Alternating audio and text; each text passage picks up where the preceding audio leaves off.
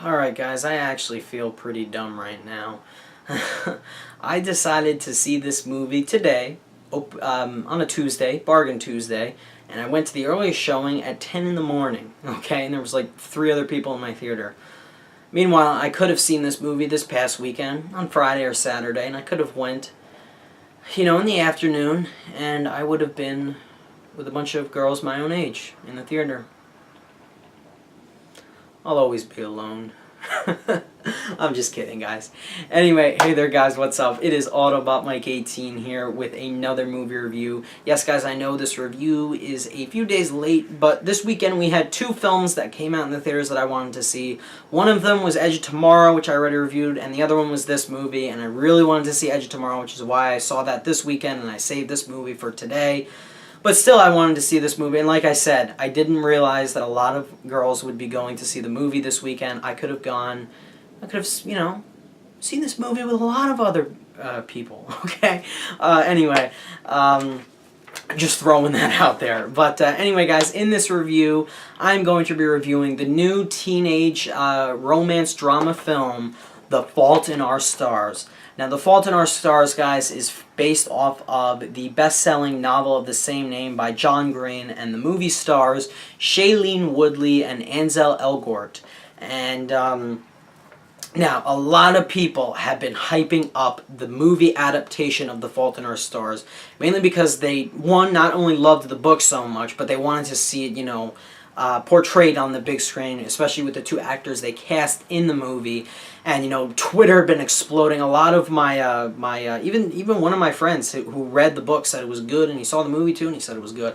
But a lot of my lady friends on Twitter have been like tweeting, "Who wants to go see The Fault in Our Stars with me? Oh man, I can't wait to The Fault in Our Stars, June 6th. It can't come any quicker." A lot of people were looking forward to this movie, especially a lot of young women who read the novel, and I personally was looking forward to it because it had Shailene Woodley in it. She's a very good actress. And also because it looked better than half of the crappy teen romance films we get nowadays. And romance films in general. Yes, I'm talking to you, Nicholas Sparks. Anyway, guys, I gotta say, I went into this movie thinking it's gotta be better than those god-awful teen romance movies we get nowadays. And man, oh man, is it better. For, this type of genre of teen romance films, or romance films in general, this is a pretty good movie in that sense. Yes, did I have a problem with it here or there? Yes, I did. Is this a flawless movie? No, there's some flaws here or there, but it was a pretty decent romance movie in my opinion, and I gotta say it was good. Anyway, guys, let's get into my actual review. The first thing I'm going to start talking about is the premise of The Fault in Our Stars. Now, Shailene Woodley and Ansel Elgort star as 2 cancer patients in this movie. Shailene Woodley plays Hazel, and Ansel Elgort plays Gus. The 2 of them meet at a cancer support group. Meanwhile, keep in mind, Hazel's cancer, both of them have had cancer. Hazel presently has it, and it is pretty bad. She's been really affected by it. It has really affected her life, and she could honestly die at any, time. Weeks, months, it could happen. In a year or so, she has it pretty bad. Meanwhile, Gus really has had it in the past. He's lost the limb to it, but it isn't, currently affecting his life. But the 2 of them both have had cancer at some point, and they meet at this support group. They begin to talk amongst one another. They begin to meet a lot. They begin to start doing things together. And of course, they slowly begin to fall in love, because this is a romance movie. And the cool thing that I liked about this movie is that it didn't just solely focus on their relationship, and the director didn't have the 2 of them kiss each other like every 10 minutes of the movie, It isn't all about that. This movie also says a lot about cancer and about making the best of a bad situation, like the situation that they have gotten themselves in inadvertently. They didn't mean for any of this cancer to happen, or they didn't want to receive this, but they just did. It happens. So that's something I also really enjoyed about this movie. And yeah, but as I said earlier, that was the premise of the film. But as I said earlier, I really enjoyed this movie because it is so much better than the crap we get nowadays. And like I already mentioned, yes, Nicholas Sparks, I'm talking about you. Those movies and other romance movies, not just Nicholas Sparks movies, they're just sappy, they're over the top dramatic, and they're just corny, and they're lazily put together. The Fault in Our Stars actually has a very good screenplay, excellent performances, a very solid direction in my opinion, and it has a lot of heart and soul to it. This movie isn't just about love and the fact that these two characters sleep with one another at some point in the film. It's much more than that. It's about overcoming the fact that you have this illness, this cancer, and making the best of this situation that you have to live with and basically live with the rest of your life with. And that's what these two characters try to do. They both can connect with one another, but they both have the same experiences, and that is how the two of them grow upon one another and form this bond, which is actually very close. They start off as really solid friends. You know, they're doing a lot of things together, but it eventually becomes love. After all the time they spend together. And that is something I definitely have got to praise the screenplay. This movie has so much more heart and soul to it than half of the teen romance movies that are just crap that we get nowadays. So that's what I got to praise The Fault in Our Stars for. Anyway, moving on, guys. I really would love to get into the acting because, my word, guys, these are two of the best performances we have had of this year so far, in my opinion. The acting in this movie is absolutely astounding, in my opinion. Shailene Woodley and Ansel Elgort are perfect. I know they're going to get snubbed come Oscar time. I'm not saying they're Oscar worthy. They were very good in this movie. There's no chance in hell either one of them are going to get a nomination. But I'm talking like Independent Spirit Awards. Come that time, I would love to see the two of them get some awards love because they are excellent in this movie. Let's talk about Shailene Woodley. That's honestly one of the main reasons why I saw this movie. She has given so many great performances. The Descendants, Spectacular Now, she was just in, and she's gotten better and better in each role that she's been in. She was just recently in Divergent. Now she's in this, and The Fault in Our Stars is by far her best performance to date so far. She is extraordinary in this movie. She brings such a raw emotion to her character.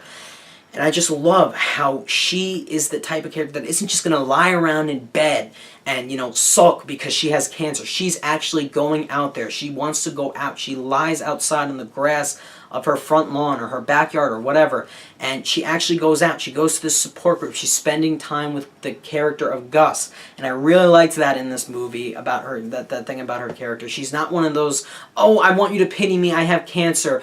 I am actually going to make something of my life while I can, even though I'm stuck with this illness. She was excellent in this movie. There was a scene towards the end that was just heartbreaking. She really got to me. Shailene Woodley is utterly fantastic in this movie. And honestly, the same can be said for Ansel Elgort. I was expecting a good performance from Shailene Woodley. I was not expecting this good of a performance from Ansel Elgort. He is so good in this movie. He brings such a cool charm to him. I love how in the beginning he's like stalkerish towards Shailene Woodley's character. And the two of them begin to fall in love with each other. And he does so many things for her. And the two of them just, they just connect, And he is so good in this movie, Ansel Elgort. I honestly wasn't expecting it from him. I think the fact that both of them starred in Divergent together, they co-starred in that movie together, helped them as they starred in this movie together. So that was another thing. But I gotta say, both of them give extraordinary performances, and they definitely have the best chemistry of any 2014 actors, two lead actors in a film so far. Best chemistry of the year so far goes to these two. They had extraordinary chemistry. They had great lines of dialogue that were fun, a little witty in a few scenes. There was definitely depressing scenes between the two of them, but they have extraordinary chemistry together. They work so well together. Two excellent performances from both of them. I cannot praise the acting enough. That is one of the best parts of this movie by far. Really quickly getting into the supporting performances, Nat Wolff is in this movie. Believe it or not, I watched him on an old show, came out in like 2008 or something, back on Nickelodeon when I was like 9-10 years old, the Naked Brothers Band. I don't know if you guys have ever heard of that show. I haven't seen him on anything since that show, which was okay now that I think about it. But he's in this movie as another cancer victim, and he was good in his scenes as well. He plays like the friend of both of these characters.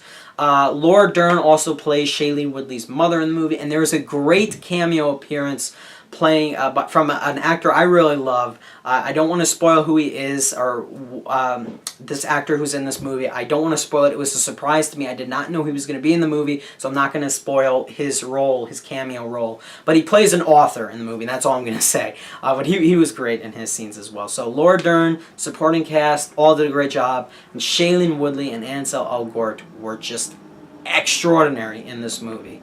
Moving on, guys, it is time for me to get into my overall rating for The Fault in Our Stars. And like I said, this movie has its heartbreaking and depressing scenes. It definitely pulls on the heartstrings. If you are a very emotional person, you better bring a box of tissues to this one, because you're definitely going to get weepy-eyed at some point during the film. And in my opinion, this is a very genuine film. In my opinion, you know, the relationship is genuine. The fact that they have cancer and they're trying to overcome that fact is genuine. And while I didn't get as emotionally attached to the film as I thought I would, that was ultimately one of my biggest problems that I had with the movie. But that was a personal problem I had. I still think this was a great movie. In the end, I'm giving the movie 2 ratings. For this movie's genre, this is a teen romance genre or just a romance genre, I give it a 9 out of 10 because it's one of the better romance films I've seen in a very long time. For me, my personal rating, which is going to be my overall final grade, I'm giving it an 8.75 out of 10, taking a little chunk off of the movie's grade. But it's still a great movie, and I have a few things I'd like to discuss briefly, a few other things I liked about the film, just want to discuss. Like I said, I already praised the acting. The acting is just extraordinary in this movie. Richard Roeper said Shailene Woodley should get an Oscar nomination for this role. I think she was good. I don't know if she... I know she's not going to be recognized by the Academy. She definitely was great. I know it's not going to happen, though. But both of them were just extraordinary. Great chemistry, great performances from the supporting cast.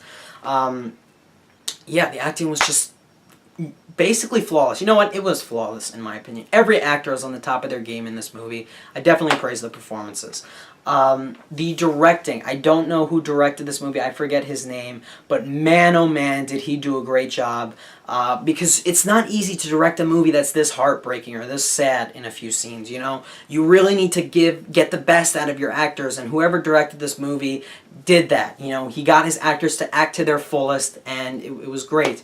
The movie had a nice pace to it, it was shot well, very good, solid direction from the director. I don't know his name, though. The writing was even good, too. The screenplay was very nice. It was funny in a few scenes. It was a very intelligent screenplay, in my opinion, in that how it was structured, very well structured, in my opinion. And it was even heartbreaking at times as well. Not just funny. It's not a comedy. It's just it definitely touched me a little bit. And even the soundtrack was pretty good in my opinion. Very nice soundtrack. And even though I didn't read the book, from what I've heard, this was a faithful adaptation of the book. To anyone who was wondering about that. Anyway, guys, I do have a few minor flaws with the film, even though I did like it. I praised it for most of the time. One of my minor flaws, which is why I went down to 8.75. Movie is a little bit longer than it needs to be. I don't think any particular teen romance drama needs to be longer than 2 hours. The movie's 2 hours and 5 minutes. A little too long for me. Hour and 40 minutes would be perfect. So hour and 50 minutes even. So there was a few scenes they could have cut out, or just just a little too long in my opinion. A few things dragged on. And one of my other problems, and this is just a personal problem I have with the movie. You guys are probably going to go into this movie and absolutely love it. If you read the book especially, I assume you'll love it. But my thing is, I never got fully attached to this film. I was attached to the performances. I was attached to the characters for the most part. But me, I went into this movie thinking I was going to, cry, or I was going to get very emotional, but I just didn't. The film hits you, and it is definitely depressing, but it didn't hit me as hard as I thought it would. Don't get me wrong, it takes a lot for me to get emotional in the movie, though. That's why I ultimately didn't shed a tear, or I didn't get choked up. It takes a lot for me to get emotional in movies. It's just very hard for me to do. That's just a personal thing with me. Anyway, guys, that's all I really have to say in regards to The Fault in Our Stars. I think it's a good movie, very solid movie. one of the best acted movies of the year so far, without a doubt. And I do recommend you guys check it out. I think you guys would like it. And if you've read the book, I definitely recommend you check it out, because I think a lot of people said the book compared to the movie, the film compared to the movie was pretty good. So that's all I have to say about The Fault in Our Stars, guys. If you did see it, let me know down below. And I have a question for you guys. What is the one movie out there, or a few movies, name a few, that made you cry? What movie broke you? Let me know down below. I think one of the only movies that ever did that to me was Titanic. Other than that, guys, yeah, so answer those questions for me, and let me know what you thought of the movie down below. So thank you guys a lot for watching. I will see you in the next video. Bye, guys.